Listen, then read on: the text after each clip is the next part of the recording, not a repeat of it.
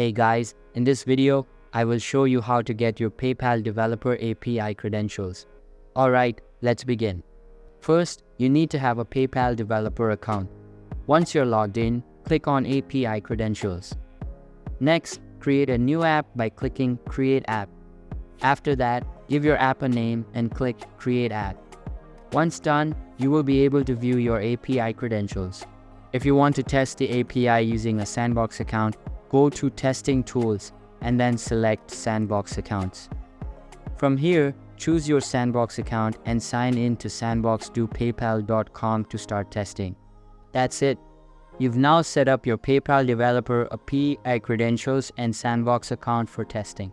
So that's basically how you can get your PayPal developer API credentials. And that's it for this video. If you find this helpful, consider subscribing and giving this a big thumbs up. Thanks.